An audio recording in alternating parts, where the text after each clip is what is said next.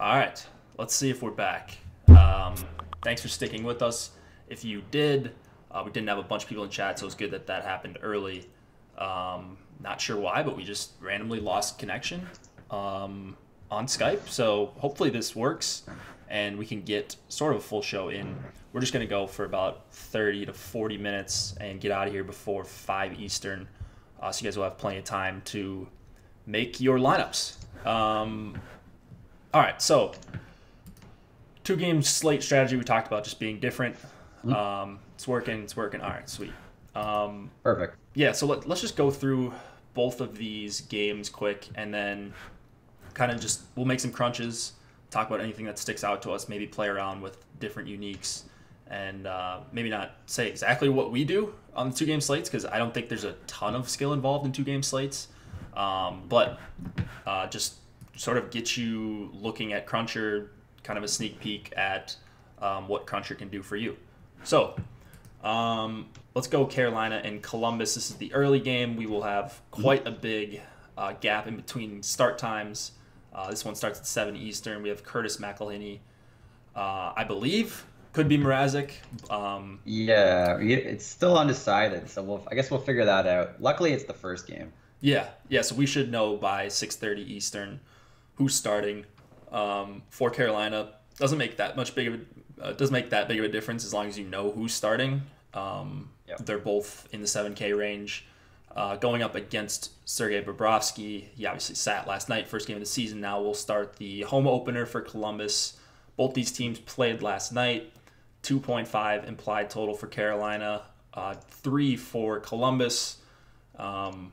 One thing that stuck out when looking at last night's games, I know it's a super short sample, but that Stahl line was incredibly dominant, like an 86% Corsi 4 percentage for Stahl, Williams, and is it Fogle?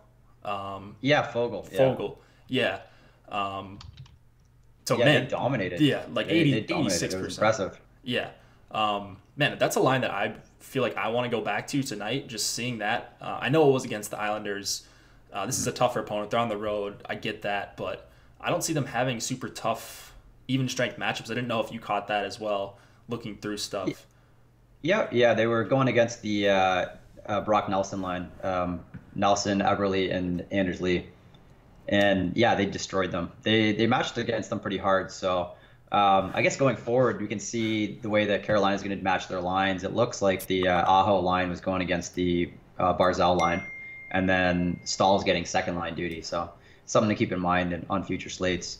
But yeah, they're Williams and Stahl together last year had a pretty dominant possession numbers. You know, they're really good at getting shots and stuff like that. They don't have the most upside, but they're great floor plays. They're unbelievable at getting shots and stuff like that. And on a 2-game slate like this, where, you know, this game has a surprisingly high 6 total, despite the last 7 games between the two teams being under 5. So it's kind of surprising in that sense because these are two teams that are pretty good possession number teams, and yeah, so I expect kind of a tighter battle. And in that case, cheaper options that shoot the puck a lot are pretty appealing on slates like this. You know, if you don't expect to see a lot of goals, then guys like Stahl and Williams are perfect for this slate. Yeah, speaking of cheap guys that shoot a lot, I really like Bjorkstrand for Columbus. If we're just talking one-offs, I mean, we could go through and say, you know, everyone in the top 6 is pretty much in play here, but just talking about individual plays or like cash plays if you're playing cash in this slate, I don't know why you would be, but Bjorkstrand would be a guy Yeah. I'd certainly look at.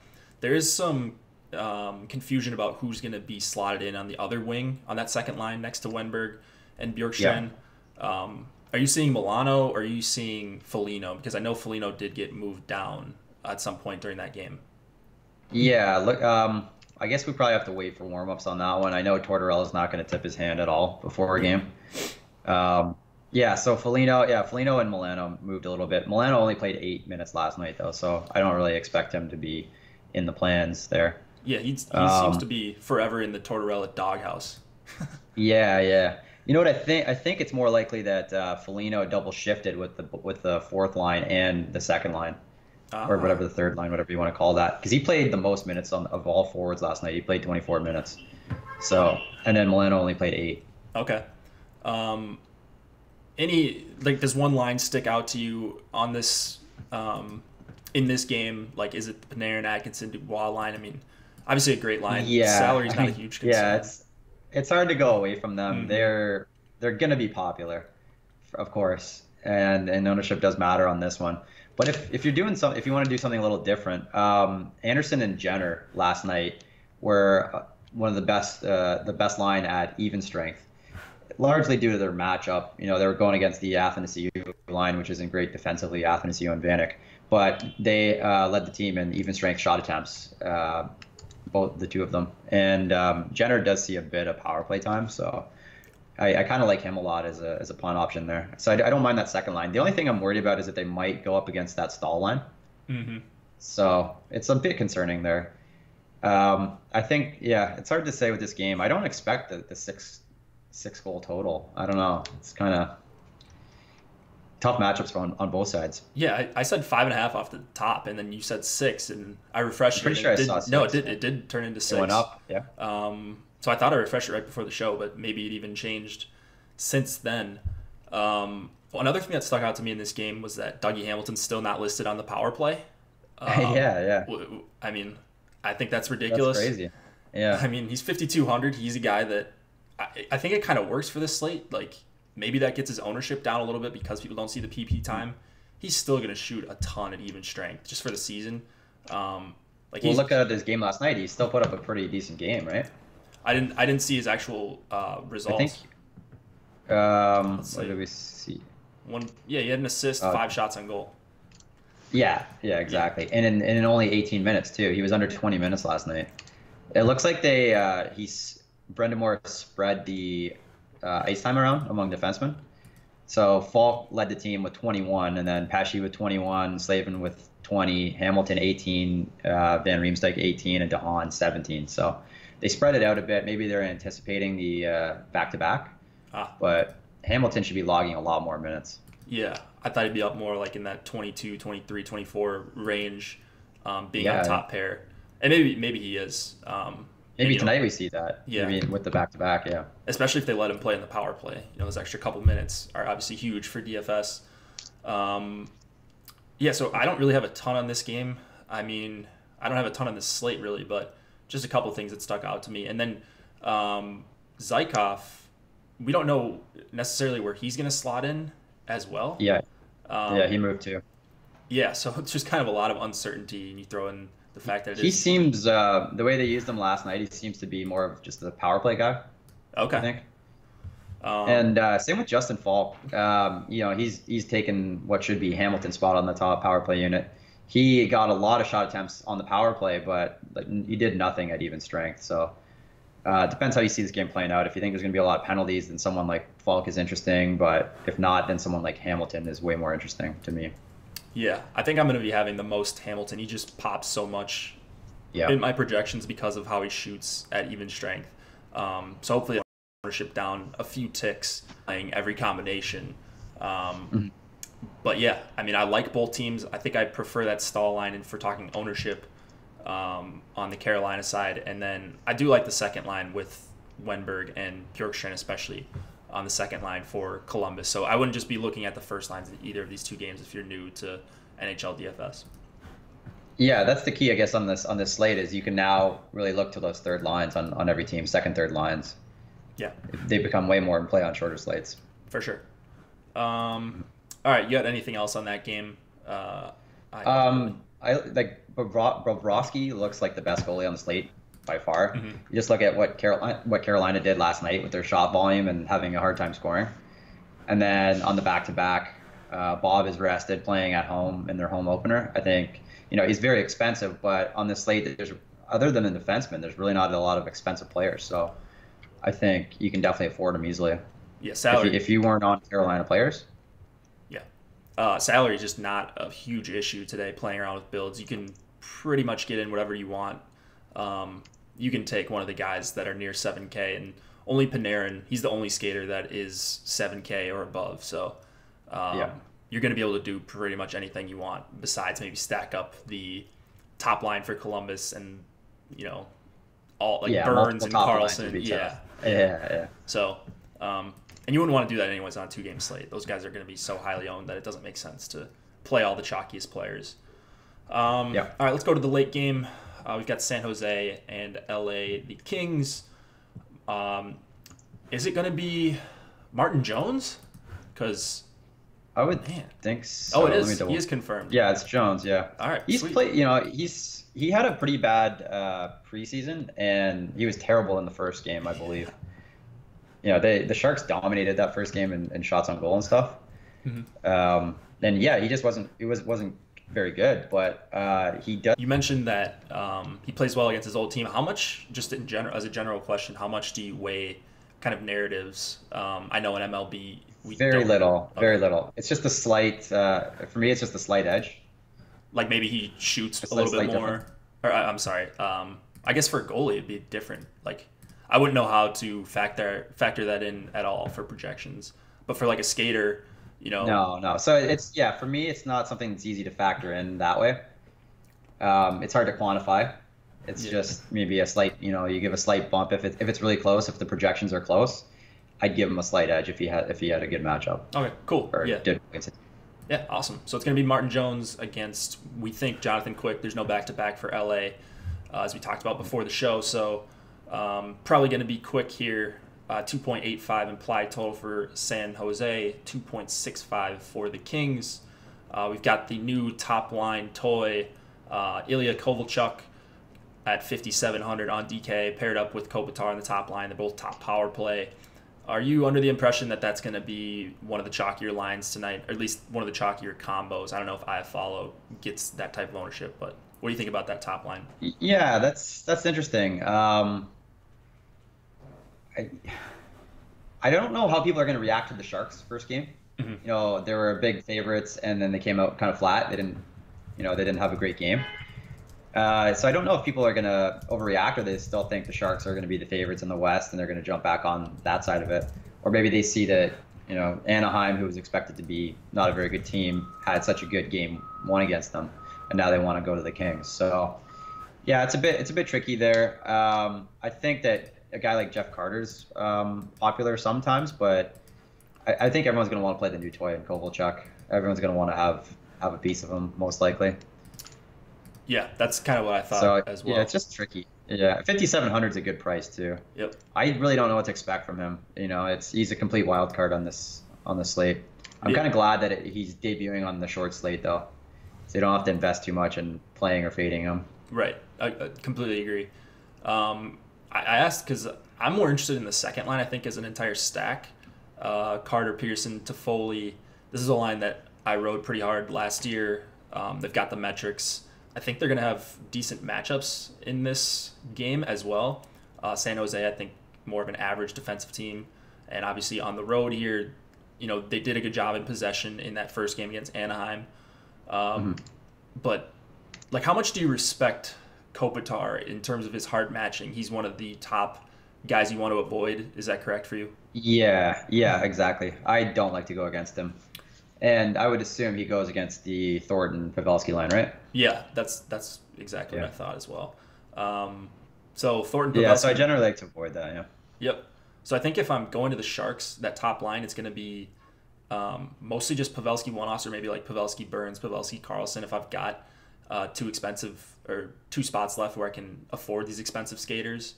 But first of all, I don't really like Joe Thornton. He basically never shoots. No. It's just assist upside. So if he gets there, it's going to be guys coming along for the ride. He's not going to score 2 goals in a game like a guy like Timo Meier or Joe Pavelski could do. So I almost never play Thornton on short slates.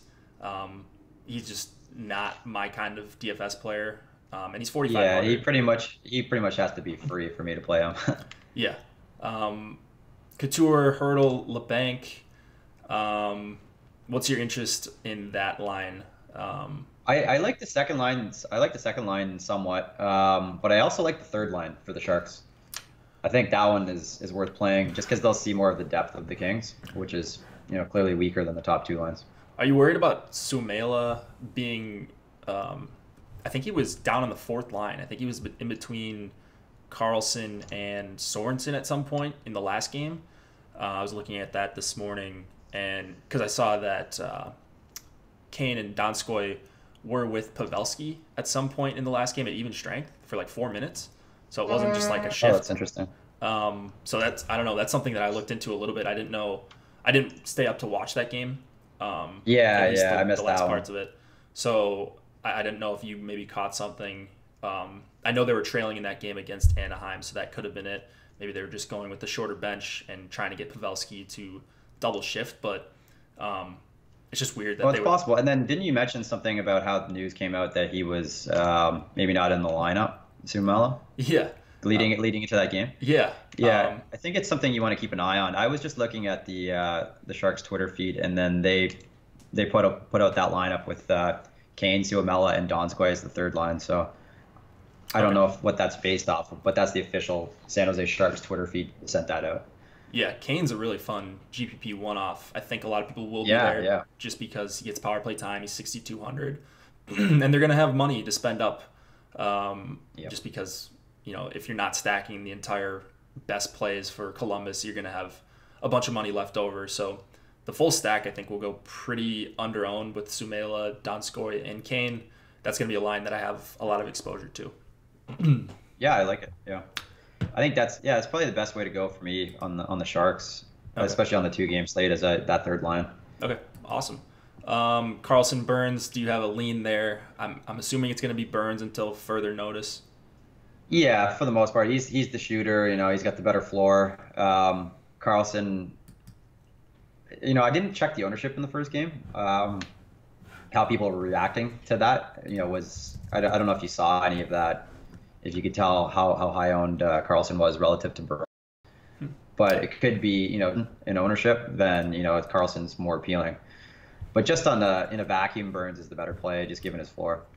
Yeah, agreed. Always makes sense to go with the lower owned guy or the supposed lower owned guy on a shorter slate, just because Burns could easily come in at twice the ownership of Carlson tonight. So Burns was 16% 2 nights ago in that big $5. I'm trying to find a lineup that has Carlson here, but I don't see one. But he was 16.7. Wow. So equal? Yeah. Pretty equal? Yeah, I mean, Carlson, a little bit of a bump, almost 1% higher. Oh, a little bit more. Yeah, okay. So that's what I was wondering, that he got a lot of the attention coming over there. And so that makes a bit of sense that he's higher owned. So yeah, so Burns, if they're going to be the same ownership, then Burns is my preferred play. Yeah, agreed. And then blue line for the Kings, you've got Muzzin, Doughty, Alec Martinez, Dion Phaneuf, all these guys in the 4K range besides Doughty, who's priced up at 6,300, but he's probably the one you most want. I don't love him for DFS, though. Not someone that shoots a ton. I don't think of him as like a great power play quarterback for DFS, like a Which Burns. one, Doughty? Yeah. Yeah. Where are you at for him? I don't think he's too bad on the power play.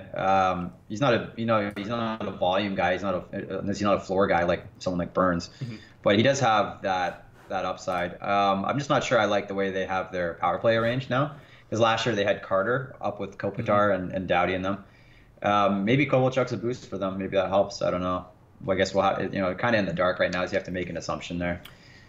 Yeah. But you can definitely get Doughty at lower ownership than Carlson or Burns, especially tonight. So that makes him more appealing to me. Okay.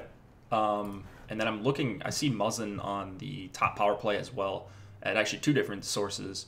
So he's another option if you can't afford the extra 1,800 to get up to Doughty. And then I think if you're going, just pure correlation, if you're going to the second line for the Kings, getting in Alec Martinez or Dion Phaneuf, that's probably the better option just for power play correlation. Yeah, I like that idea. That's smart. All right.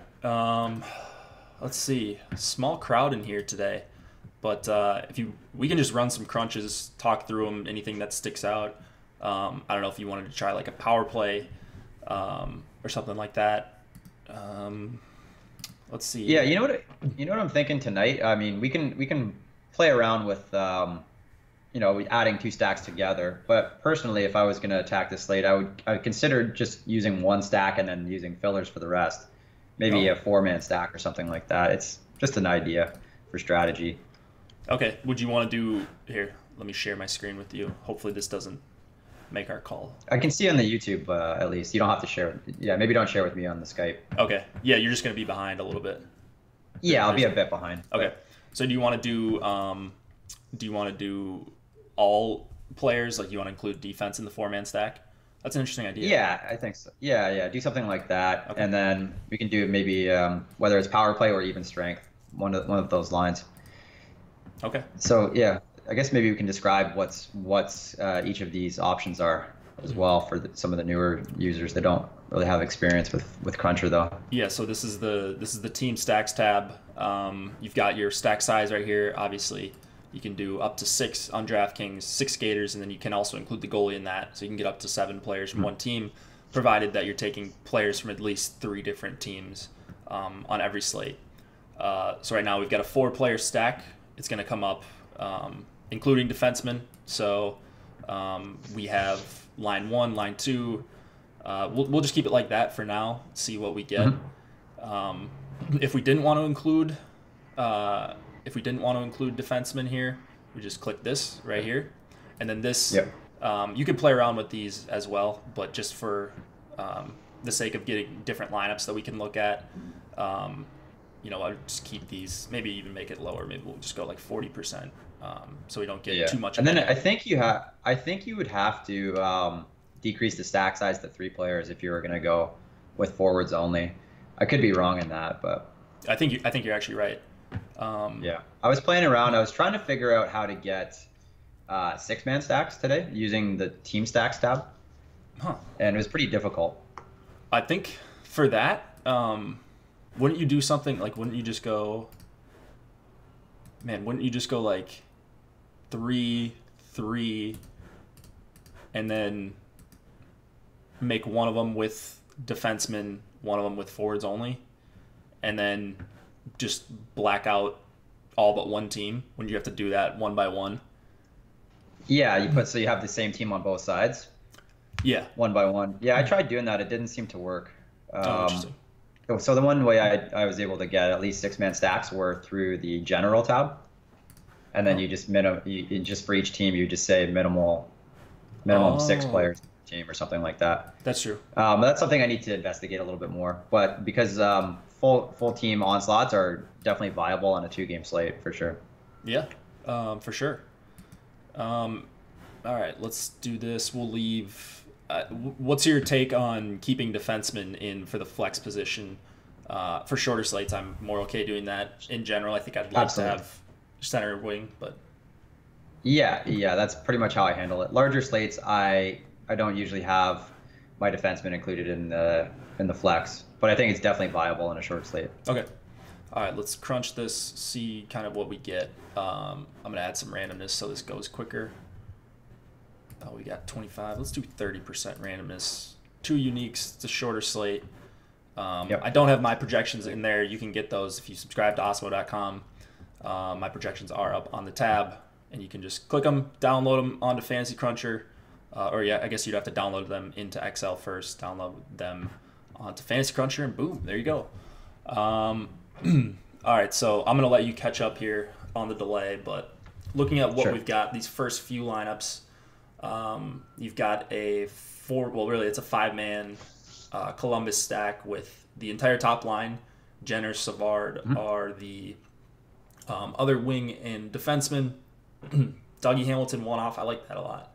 And then I'd probably try to figure something out for Sumela and Burns. Those 2 guys don't really correlate that well together as far as power play goes. But yeah, maybe change something up. Yeah, you want some correlation, but I mean, I'm on a 2-game slate. I'm okay if there's no correlation. True. It's not as big of a deal for me on a 2-game slate, I think. But in general, yeah, you want to be correlating guys. So, yeah, and then you can also change guys in and out if you hover over the 2 arrows there. So yeah, let's go back to this top lineup. Yeah. So if there's anything you didn't like, you can always edit after the fact. If you want to change one guy or another guy, you can edit players with the arrows there. So now you could take out Jenner. You get a full top line stack. still with Yep. Dubois, Atkinson, Panarin, but now you just got a little bit better even strength correlation with Sumela and Donskoy together. Still one of the top defensemen, and Burns, 3 defensemen. This is a really unique lineup, I think. Most people won't have Savard. They certainly won't have 3 defensemen in there. And yeah, you're using a third line, and then also getting probably the best line on the slate, or at least the most proven line on the slate at even strength in Dubois, Atkinson, and Panarin. FanDuel Cruncher, please. We could do FanDuel probably really quick. Sure. I don't play much over there, but any teams you want to see, Steve? Just we're only getting San Jose and Columbus, but Okay, yeah. So to change that, we can, if you go back to the team stack setting, you can, instead of having 100% of every team in the team stack setting, you can decrease that to, if you wanted to get an even spread of teams, you could make each one 25% or something like that. That way it spreads things out. There we go. Let's try that. So now we got. So back to, so team stacks, and then it's 25%, maybe an even amount, something like that, 30%, anything like that. And then so that just gets you more spread there. So now we're getting, we're even getting some 6-mans in here. So we're getting an array of 4, 5, and 6-mans. So this is what happens when you only include one stack. If you want to do 2 stacks, then that changes things. You have tons of options, and I think the best thing to do really is to play around and practice with that Fantasy Cruncher rewind feature. Yeah, Cruncher. Rewind. If it's something that you want to do, put hours in. You want to get a lot of practice in on this. It's really important if you want to become an MME player to practice on Cruncher. Yeah, and don't just look at the big slates. Like, look at every size slate. See what works. See what's winning tournaments, what's competing, what's maybe some bad lineups, some stuff to avoid, and play around with the settings. It's just Fantasy Cruncher Rewind is such a valuable tool. I think anybody who plays NHL DFS seriously and has Fantasy Cruncher would say the same thing. We're gonna move over here to FanDuel quick. I'll try FanDuel. Okay, don't want to discriminate. I know Josh and I used to leave off FanDuel for the MLB crunches just because it was almost too easy to make a lineup. I'm trying to think on FanDuel, so you can only have 4 players from a team. Yeah. So. Yep. Like the 4-4, would you say that everyone's going to be running out 4-4s tonight? Yeah, 4-4 or 4-3. Yeah, sometimes what I do is I'll do you can even do like a 3-3 stack, and then you can make rules to say make sure you stack your defenseman with your center like a couple centers, or stack your goalie with at least 3 centers. You can do that from the position stacks tab as well. But in general, 4-4 is a pretty standard one, and then just a random goalie. Yeah. All right, so let's do this. We're going to get a top 6 line in all of them, and then we'll do any line for this one. I think that's a good idea. Let's even include a PP unit here as well. Sure. PP1. We'll add all these teams. We'll go 30, give Cruncher some room to make lineups for us. All right, let's do 50. I'll add some randomness, and randomness is just going to make it so the projections fluctuate, and it'll make the Cruncher go faster, and it'll get you more differentiation, and that's what uniques do too. So there we go. We'll do the salary. I'm trying to think. 55,000. We'll do 53. I don't know how soft the pricing is on FanDuel, but generally it's pretty soft. The other thing you'll notice too is they, as always, every single year they're pretty bad with their player pool. They're really late to add guys to it, especially rookies. So you'll see a lot of stuff like opening night. That Comtois guy was not in the stat. It was not in FanDuel. So if you wanted to get a Ducks 2 stack, you couldn't get it on FanDuel. Yeah, that's right. I did see some people talking about that on Twitter.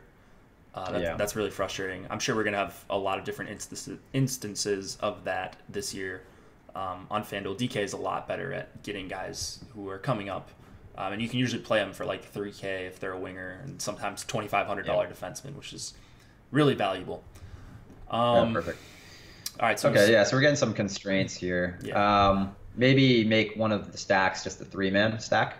Okay. Maybe that'll help things. Yeah, that should probably speed it up. And then we can always go down to like 1 unique or something. Oh, true. Let me get. So it looks like the Cruncher, if you're using Cruncher projections, they're really liking the top line for Columbus, which is understandable for sure. They're at home. They were they have the highest expected total, I believe. Yeah. Someone's asking who's the best goalie tonight. For me, it's Bobrovsky on Columbus for sure. Yeah, that's my answer as well. After that, it would probably be Quick for me, but I'm gonna have exposure and healthy amounts of exposure to every goalie. I'm probably gonna have like if I make 150 tonight, I'm gonna have at least 10% of every goalie.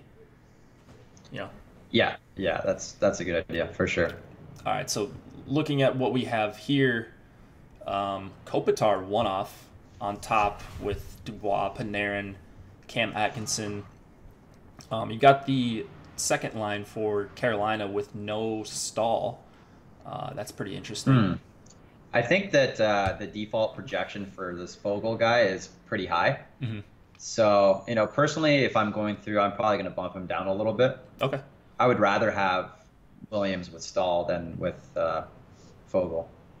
Williams with Stahl. Yeah, I agree. Both guys get PP time as well. Fogle, not listed on the power play. I didn't see if he did end up getting any power play time, but I'm assuming he did not.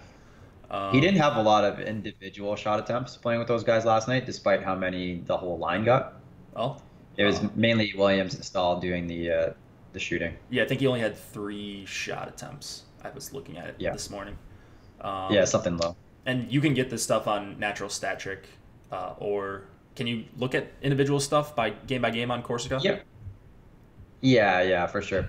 Corsica can be a little bit of a pain to use. The database like clocks a lot, so it can be a little bit annoying at times. But I do prefer that eventually once we start getting further into the season and get more data. Yeah. But Natural Stat Trick's much easier to work with. Yeah, very very much user friendly. I moved most of my research over there last year about mid season. I was just getting sick of Corsica timing out on me, but great data. Yeah. If it runs for you, so that's one thing I found that helped running it is opening a browser in incognito mode with that. Oh, really? Just so it doesn't keep a cache or anything like that. That's interesting. Maybe so that helps. Yeah, because I really like it was a bit better. Yeah. It was a bit better. You still run into issues occasionally, but it did help a lot. All right. So I don't know if there's much to look at here on FanDuel. The pricing's super soft. You can basically fit in whoever you want. These lineups are looking pretty good construction-wise. I think they're all very viable. So I don't have a ton more to talk about. I don't know if you wanted to add anything more, but you guys can get Fantasy Cruncher through Osmo. We are on Osmo.com right here. Go to the Premium tab. Click on NHL. We have it for, as you can see, a bunch of other sports as well. Your sports, Steve, MMA. We've even got it for WNBA. Yep. We've got it for golf, NBA, MLB, as you know. And you can click join now to see the pricing on that as well. So 2-game slate. Don't risk most of your or too much of your bankroll. Play a little bit if you're looking to watch some hockey. Would you consider late swapping? How much would you be late swapping on this slate? Like, we're going to have time in between games. For me, it would only be based on injuries. Okay. If I am playing this slate, I'm going to MME it, so I'll have enough exposure to all 4 teams, I think, that there won't really be a need to do that. Yeah. All right. That's interesting. But it's definitely worth keeping an eye on someone like the Sharks. Keep an eye on their lineup in the late game, just if you want to play this. Just because they saw last game, they mixed the lines up a little bit mid-game, and then there was that question mark about Suomela before the game last time. So just keep an eye on it. Yep, for sure. I'm going to keep an eye on Suomela for sure. And then the Carolina goalie as well, need to monitor. Yep, 6:30 Eastern. Check Twitter. Find a beat writer list that you trust. You can probably just do a quick Twitter search and just search like Hurricanes goalie, and it'll come up around 6:30 Eastern. Whoever's first off the ice. So don't make that mistake. I've made that when I've started playing. Start a goalie that's not playing. It is the most tilting thing ever. So just stay on top of that stuff if you're playing this 2-game slate. Yeah, that's basically all I got. Thanks for joining us, guys. We'll do some more screen sharing stuff in the future, hopefully. And especially once we get our NHL lineup builder, which is for hand building. That's a really cool tool. We have it for MLB and NFL right now, and it's coming soon for NHL. So premium subscribers will be able to use that. Yeah, Steve, you got any more words for the people? Just tonight, don't be afraid to be different. There's only 4 teams playing hockey. There's a ton of variants. Columbus is going to be popular, and so yeah, don't be afraid to be a little bit different, and especially with your lineup construction as well. So just try something different, and good luck tonight, guys. Yep. See you guys Monday.